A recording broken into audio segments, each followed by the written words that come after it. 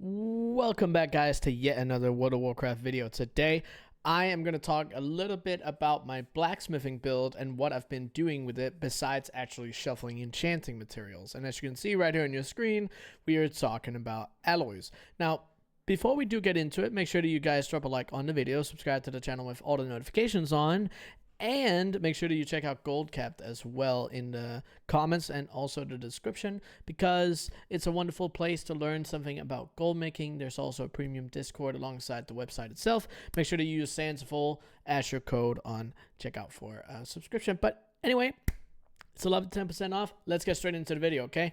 A lot of people over on the stream, where we're, by the way, live every single day at the moment, have been asking about what my build is and how is my build set up and what's the gold looking like and all of this stuff. And I wanted to show this as a piece of information so you guys can see how much potential there is in the market. As for the gold per hour, that's an ever-changing thing because it depends on when you buy certain materials, how fast you turn them around, and everything along those lines. However, just to give you an idea, these are all the alloys that we've been able to sell so far in the last 9 days, right?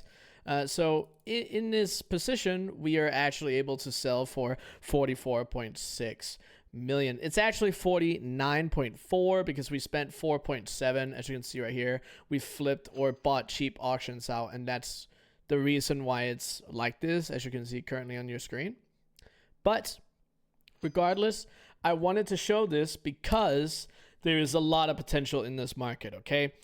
This goes for core alloys, this goes for charged alloys, ironclaw alloys, and actually also sanctified. I will say that sanctified alloys are pretty risky most of the time because they're a little volatile, so don't look into those too much. But let's look into the actual build itself.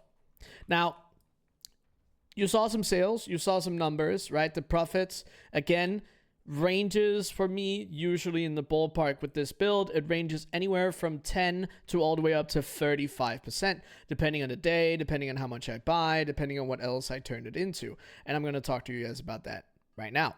So in blacksmithing, there's a couple of things that you have to look out for. In general, you don't really need to worry too much about your skill to at least get it started. The most important thing we're going to be talking about today is everburning ignition. Now, everburning ignition, as you can see here as a buff with the current build, and I'll show you, gives you ingenuity, multi-crafting, and resourcefulness. And what you care about when you're crafting alloys is quantity. You also care about quality, but because there's so much competition when it comes to actual quality on these alloys, especially quality 3, I decided very early on that I was going to go ahead and go for the quality 1s and the quality 2s in as high of a quantity as possible to, you know, sell to the people leveling up their professions, but also for the patron orders and whatever else concentration builds that are along that system. So here it is. We are putting 40 points into Everburning Forge, 20 points into Gracious Forging, and 20 points into Discerning Discipline. These are the most important ones. This one over here is actually Ingenuity. You don't care about this when you're going for quantity. You could potentially care for this if you're doing like a concentration build, but in our case, we don't care about it at all. These are your first 80 points of knowledge points that you're going to be putting into your profession. Number 2, and this is where it gets into more of a min-maxing thing. This is the vast majority where you can get started.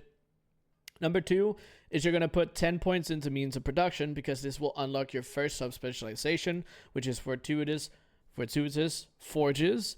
In here, you want to put 30 points into it because it's going to give you an extra 30 multicraft. And obviously, 30 multicrafting is not that much. It's not something that you need to speedrun for, but it's something that you want to work towards eventually, and it's where you would put your next 40 points. After that, you can actually, you can go ahead and put in points into alloys or more means of production or frameworks, and I'll talk more about that as well. The other thing that's really important is going to be your ignition satchel. This is going to give you 20 more ingenuity, resourcefulness, and multicraft, so it's an extra 40 stats when it comes to actually crafting alloys, which is super, super, super important, so make sure that you get this crafted as well. Something that's important about this particular bag is that it obviously requires artisan's acuity, but you can actually use, you can get this crafted from an alt, okay? So you can use an alt's artisan's acuity to get this recipe to send it over and get it crafted, right? In case you don't want to craft this satchel from a main character, you can kind of do it yourself. But obviously there's a lot of people at this point that have this satchel available as a recipe, so you shouldn't have that hard of a time doing a regular public order if you're on a full pub server. So again, just something to consider, but it's 150 artisans acuity, so it's something that you have to think about. Now the other thing is getting yourself a multi-crafting tool with a resourcefulness enchant on there. This is really important because this is the absolute best stat that you can get for crafting alloys. When you're at the position that I am currently in, you could also say that it's worth it getting these blue into blue tools because it's going to give you overall more stats as well, somewhere in between like 50 to 80. Eventually, that's something that I will be getting as well. That is kind of like the next project. But getting your knowledge points into everburning forge and the means of production, and getting yourself the ignition satchel, and also getting the tool first for multi-crafting, that's way more important. These require 300 artisans acuity each, and that's a lot of artisans acuity. If you were to shuffle professions, you could do it a little bit quicker, but it's not that big of a difference. If you're at this point, then you're going to be able to make profit most of the time. Now again, this is the grand look, the grand scheme, you could say. This is everything that you need to be able to get started on crafting alloys.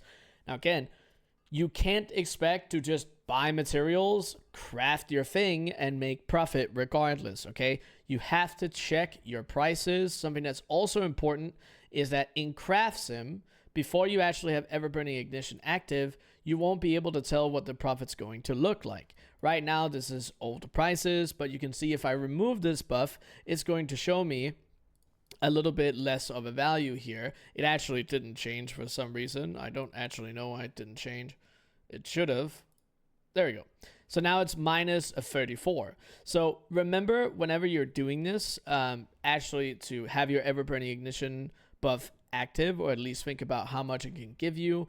I was trying to figure out how we could do it as a simulation mode, but I couldn't actually figure it out. If anybody knows how to do that, then that'd be great. But anyway, you're going to be using your everburning ignition regardless, and most of the time it's actually profit. If you end up wasting one just to see if there's any profit anywhere, then that's great. Again, if you don't know how CraftSim works, I've actually made a video for this add-on explaining absolutely everything that you need for this purpose. So make sure that you check that one out if you're not a wizard at CraftSim. But again, that's everything that this build is. That's what I've been making absolute millions of gold on, as you can see right here. Millions and millions and millions. The profit margins, again, as I said earlier, anywhere from 10% to, I would say like 35%. A bonus piece of information when you're not, like, if you're not crafting charged alloys, ironclaw alloys, or core alloys, is frameworks, okay? Specifically, the tempered framework. I've tried selling all three of the frameworks, and based on which ones are profit, based on which one sells best, the rank 2 tempered framework is the one that sells the fastest and also usually has the most profit. And this is actually most of the time even profit without everburning ignition. But again, it's something that you want to use your everburning ignition on because it's just going to make your resourcefulness and multi-crafting even better when you are actually working on this.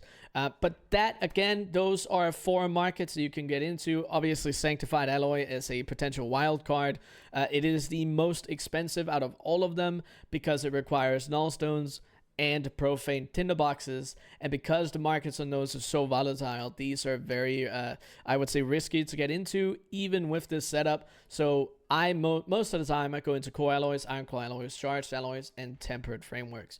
But again, that's mostly everything. If you guys have any questions as to what I talked about in this video, if you guys have any questions, blacksmithing or whatever, make sure that you drop that down in the comments below. I wanted to get this video out because a lot of people have been asking about it on stream. And again, make sure that you check out the stream over on twitch.tv/Sensible. At the moment, we're live pretty much every day. There might be a couple of days that we miss in the month of September, close to the release of this video. If you're watching it later, then, you know, you could check it out too. We might still be going live often.